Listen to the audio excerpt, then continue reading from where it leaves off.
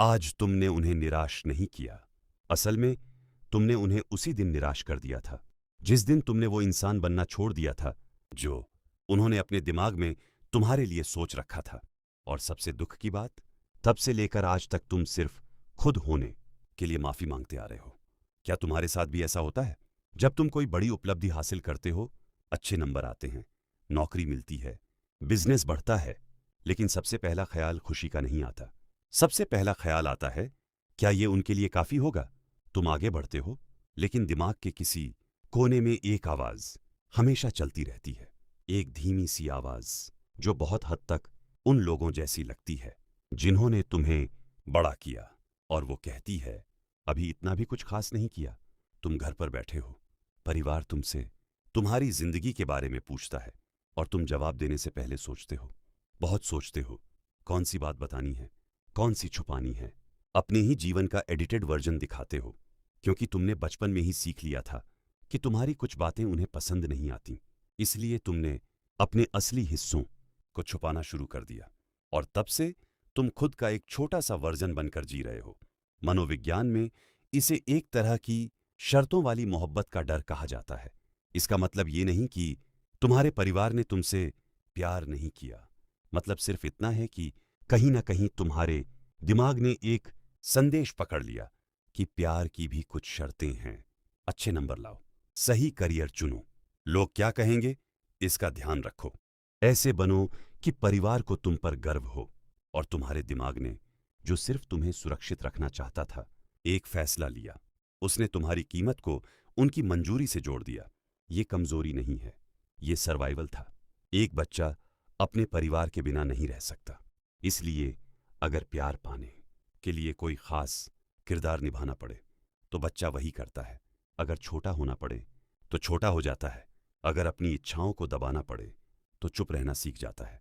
अब तुम बड़े हो चुके हो, लेकिन तुम्हारा नर्वस सिस्टम अभी भी पुराने नियमों पर काम कर रहा है। इसीलिए आज भी जब तुम कोई ऐसा फैसला लेते हो जो उन्हें पसंद नहीं आएगा, तो सीने में घबराहट होने लगती है, अपराध बोध होने लगता है, जबकि तुमने कुछ गलत किया ही नहीं होता।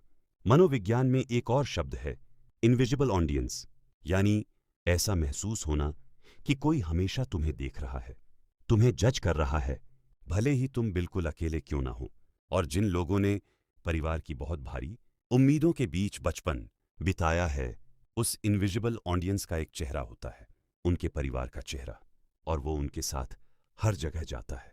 नौकरी के इंटरव्यू में, रिश्तों में, और उन शांत पलों में भी जब उन्हें सिर्फ खुद होना चाहिए, लेकिन वो भूल चुके होते हैं कि असली खुद है कौन, क्योंकि उनकी पूरी पहचान बस एक चीज के इर्द गिर्द बनी होती है। उन्हें निराश मत करो।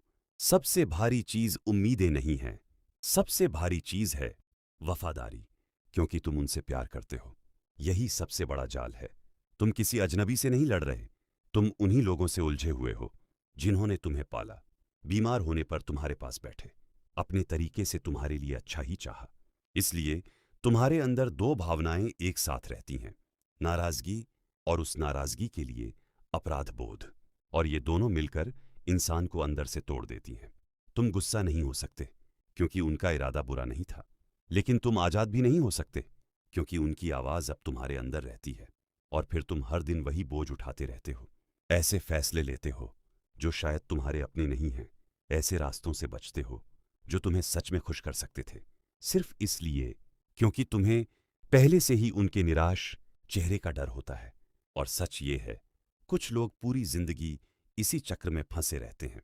वो ऐसी सफलता का पीछा करते हैं जो उनकी अपनी नहीं होती, और जब वो सब हासिल कर लेते हैं, अच्छी नौकरी, स्थिर जिंदगी, समाज के हिसाब से सफल जीवन, तो भी अंदर खालीपन महसूस होता है, क्योंकि वो जिंदगी चुनी नहीं गई थी, बस निभाई गई थी। इस कहानी का कोई जादुई अंत नहीं है। एक दिन उठकर सब ठीक नहीं हो जाता, उनकी आवाज अचानक गायब नहीं हो जाती। असल बदलाव धीरे धीरे आता है। तुम छोटे छोटे फैसले लेना शुरू करते हो जो सिर्फ तुम्हारे होते हैं, और फिर उस फैसले के बाद आने वाले अपराध बोध के साथ बैठना सीखते हो। तुम उन्हें निराश होने देते हो और उसे ठीक करने की कोशिश नहीं करते। धीरे धीरे तुम्हें समझ आने लगता है कि तुम्हारी जिंदगी पर उनकी प्रतिक्रिया उनकी जिम्मेदारी है, तुम्हारी नहीं। और फिर वो अदृश्य दर्शक जिसकी राय से तुम डरते थे, अपनी ताकत खोने लगता है। इसलिए नहीं कि तुमने उनसे प्यार करना छोड़ दिया, बल्कि इसलिए कि तुमने एक सच्चाई स्वीकार कर ली। शायद उन पर भी कभी उम्मीदों का यही बोझ था। वो भी कभी किसी के बच्चे थे। वो भी वही वजन उठाकर बड़े हुए थे और उन्होंने वही आगे बढ़ा दिया जो उन्हें मिला था। इससे सब सही नहीं हो जाता, लेकिन इंसानी जरूर लगने लगता है। और शायद जिंदगी की सबसे बहादुर चीज ये नहीं है कि तुम उन्हें साबित करो कि तुम अच्छे हो।